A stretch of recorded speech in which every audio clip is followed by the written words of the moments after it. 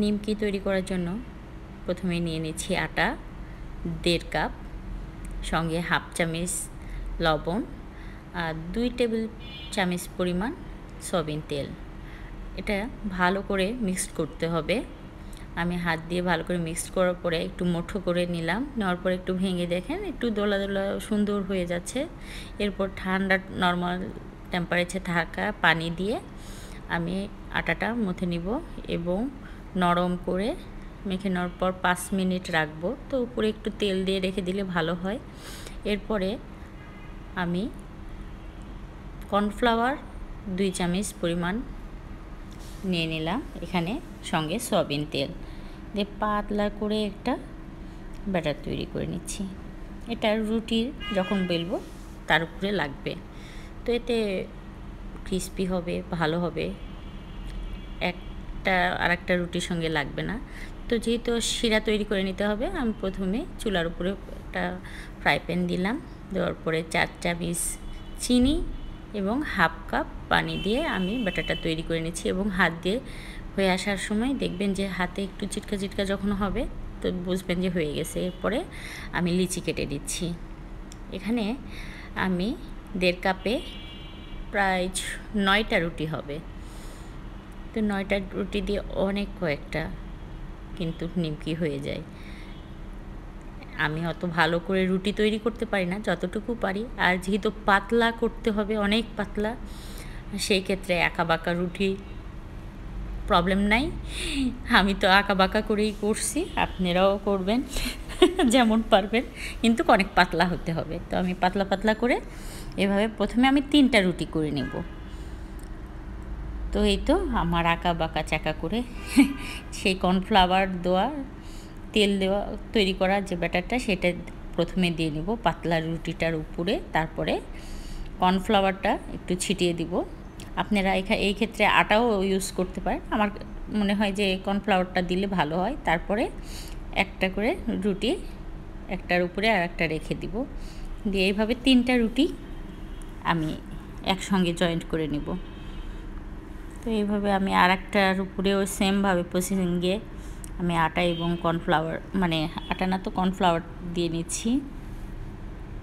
আমি এত সুন্দর করে কথা বলতে পারি না, যতটুকু পারি আর যেভাবে পারি আমি তৈরি করি সেভাবে বলার চেষ্টা করতেছি, বা সেমভাবে করলে মজা হয় আসলে, করে দেখেন। আর 3টা রুটি জয়েন্ট করার পরে এইভাবে ফোল্ডিং করতে হবে গোল গোল করে, সেম এইভাবেই নিলেই হয়ে যাবে। তাই তো ফোল্ডিং করে নিলাম। খুব একটা চাপ দিয়ে দিয়ে করা যাবে না, আর যদি মুখটা খুলে যায় এইভাবে ওই যে কর্নফ্লাওয়ারের যে ব্যাটারটা তৈরি করে রাখছি দেন মুখে লাগিয়ে দিলে হয়ে যাবে। তো প্রথমে আমি সাইডটা কেটে সরিয়ে রাখলাম, আর আপনি যত বড় করবেন সেই পরিমাণে সবগুলো লিচি কেটে নেবেন। আমি তো চাকু দিয়ে কেটে নিচ্ছি, সেম আপনারাও এভাবেই লিচি কেটে নেবেন।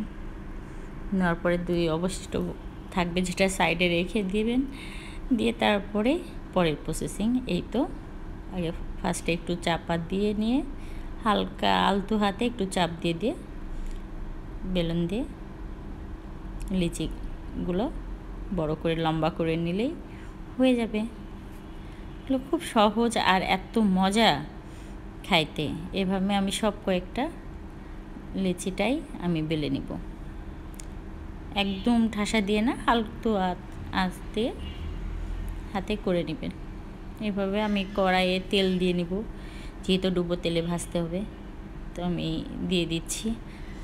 বাবুর্চিদের মতন তো অত সুন্দর হবে না, ঘরে খাওয়ার মতো তো হবেই। আমি যেভাবে তৈরি করছি সেভাবে আপনাদের সঙ্গে শেয়ার করতে চলে আসছি। আসলে একদম তো দোকানের সেই শেফদের মতন তো হবে না, বাট মজা হবে, গ্যারান্টি দিয়ে বলতে পারি। এভাবে আপনারা সব কয়টা একদম ধিমি আঁচে ভেজে নেবেন, ধীরে ধীরে একদম চুলার আঁচটা কমিয়ে নেবেন। এই যে দেখছেন সব কয়েকটা ফুলে ফুলে একদম ভিতর থেকে হয়ে আসছে। অনেক ক্রিস্পি করে ভাজতে হবে, অনেক টাইম নিয়ে। এই তো ব্রাউন কালার হয়ে আসছে, আমার প্রায় হয়ে আসছে। এখন আমি উঠিয়ে নিব। একে একে সব কয়েকটা, কারণ এই কালারটা হওয়া পর্যন্ত ওয়েট করতে হবে। আমি সব কয়েকটা এই যে ভেজে উঠিয়ে নিয়েছি। এরপরে যে শিরাটা তৈরি করে রেখেছিলাম সেই শিরাটা আমি আবার একটু হালকা একটু আঁচ দিয়ে নিব, দিয়ে সব কয়েকটা নিমকি আমি দিয়ে দিব। তারপরে নাড়াচাড়া করে উঠিয়ে নিলেই হয়ে যাবে মজাদার নিমকি, মিষ্টি নিমকি। জানি না কে কোথায় কিভাবে নাম বলেন, আমাকে একটু জানাবেন কমেন্টসে। আমি সঠিক নামটা জানি কি না জানি না। আমি তো জানি এটা নিমকিই বলে, আর একটা নামও কি জানি বলে, আমি সঠিক জানি না, আমি নিমকি বলি। সো অবশ্যই ট্রাই করবেন, মিষ্টি নিমকিটা অনেক মজা। আমি যে প্রসেসিংয়ে করছি আপনারা করে দেখেন, ভালো হয়। তো সবাই ভালো থাকবেন। আল্লাহ হাফেজ, আসসালামু আলাইকুম।